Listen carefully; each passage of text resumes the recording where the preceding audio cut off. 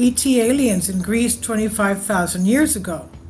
The Amphipolis tomb of northern Greece is actually a pyramid. This is the area of where Alexander the Great supposedly started his navy towards Asia Minor, today's western coast of Turkey. Now we know that his father was murdered, and he quickly buried him in one of the tombs in Vergina, which was not a very kingly tomb because they didn't have that much money at that time. He told himself and he told his generals, which were his kindergarten friends, he knew them back then, that he would come back after his conquest to build a pyramid over his father's tomb. He never got to do that because he died in the Far East. He only, his conquering lasted only 10 years. He died when he was 33 years old. Now, ancient Greece, aliens in ancient Greece 25,000 years ago, and from what researchers are saying, the tomb of Amphipolis is actually a pyramid. They may have been late in the case of Amphipolis, but occultists are everywhere and always have a special explanation for the findings they discover. So they believe many and various things about the tomb of Amphipolis, which they base on diagrams borrowed from Google Earth. So where scientific information ends and mysticism begins, it's discussed that there are no dead in the Castad tomb of Amphipolis, and the monument is a place of worship. Most likely, ceremonies were held there to a deity associated with the sun. In this temple, a mysterious priesthood intensively studied the proportions of an even more mysterious pyramid, delivered oracles, communicated with other centers of sacred energy, etc. And while the public anxiously awaits the progress of the excavations there and the publication of a book that will explain everything, what the dark forces are hiding from us, one can follow the path of the mystics to the gates of the inexplicable. The subject of Amphipolis seems to have called for thorough study, and thus the occult interpretations of the great archaeological find took a long time to come out.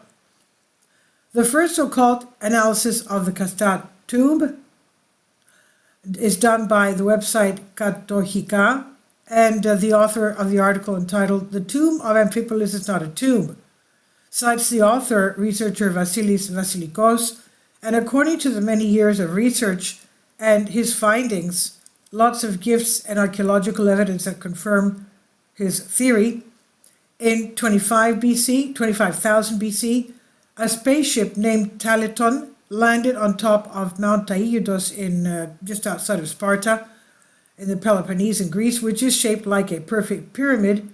And from the analysis of the pyramid, the editor moves on to Amphipolis. Because of the low elevation of Amphipolis being a coastal place and lack of high peaks near the sea, they built a pyramid with a height of at least 150 meters. Now it remains at a height of about 125 meters. And they placed the priesthood across from the geometric volume to oversee its shadow and shine there to keep the oracle as they believed. The so-called tomb of Amphipolis is not just a tomb. It's the area of the priesthood that studied the shadow of the pyramid based on the sun, Idila, the moon, Faye, and the stars, Astrida, and for this reason they believe that the Sphinx, as a symbol, had occult powers and could keep the sanctity of the place stable, so that the priesthood could receive money from there in the future. In the excavation site, sphinxes were found, which confirmed that it is not a tomb but a sacred initiation site. The same is happening in Egypt. There are no mountains or peaks high and stable to study the shadow of the sun, moons, and stars, so they built the pyramids along with the Sphinx to keep the oracle stable.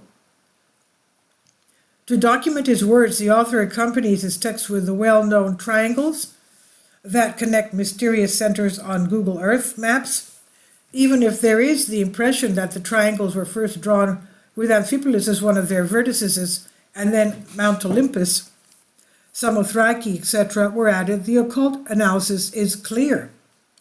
Since the sphinxes of Amphipolis and Egypt are equidistant from their respective pyramids, then the height of the pyramid of Amphipolis was the same as that of the Khafre pyramid.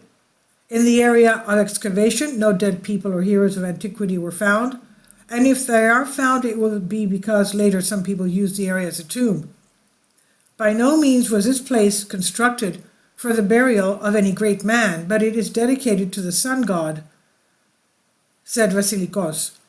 The basilisk, from a mythological point of view, is one of the worst monsters ever created by human imagination. Astronomically, however, it is the brightest star of the constellation of Leo, Leo A, with the Latin name Regulus.